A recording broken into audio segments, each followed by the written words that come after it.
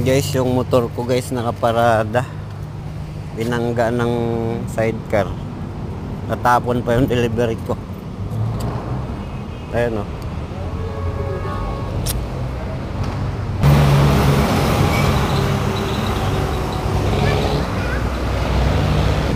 Anong gagawin nyo dyan? Ha?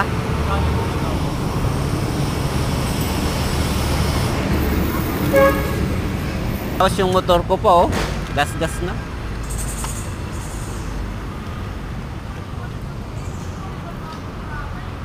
Nahimik naman kasi. Bakit di mo ba nakita? Saan ka ba nanggaling?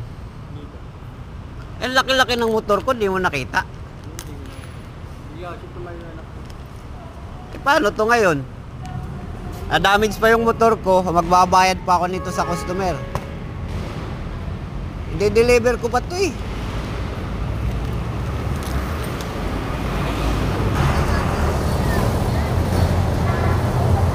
Bumagsak yung motor ko. Pinangga ng nangangalakal.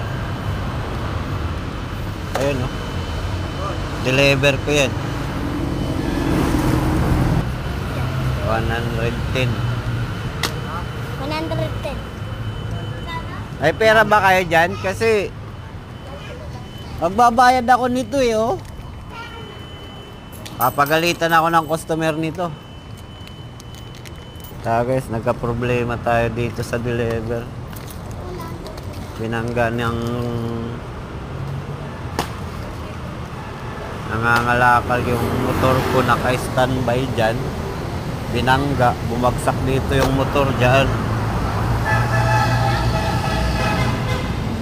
Gas-gas pa yung motor.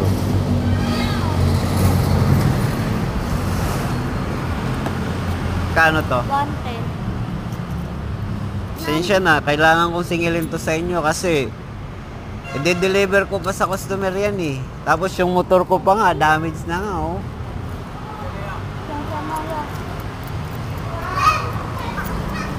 Sensya na yan. Di mo nakita yun?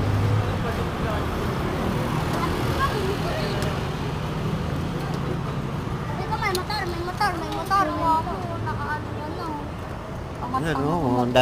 Ano, wala na. Sensya na yan.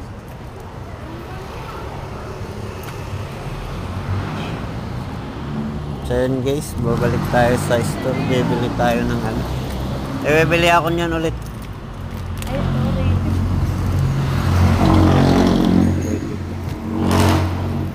Pero itatry ko guys, pumunta sa store para bumili nito ulit. Milk tea yung natapon. Kailangan natin bumili para may deliver natin sa ating customer. So pinagbayad ko yung nakabangga para maka-order ako sa store. So hindi ko na siningil dun sa damage ng motor.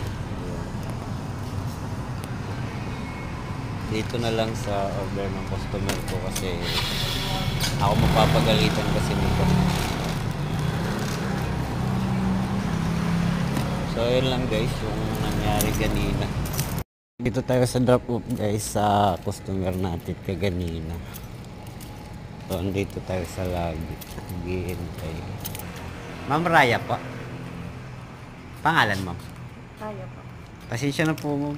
Hindi ko din alam kasi kung paano siya Cancel? oo. Hindi na siya kasi makancel ma'am pag na once na pick up na namin yung order. Pero, Kailangan namin i-complete na yun. hindi ba yung dapat nire-report kay Brown para sila magbabayad? Eh, pwede naman yun i-report pero ang problema ng aksidente na kasi yun ma'am eh. So Hindi ba nila magiging shoulder? kasalanan din ko rin yun.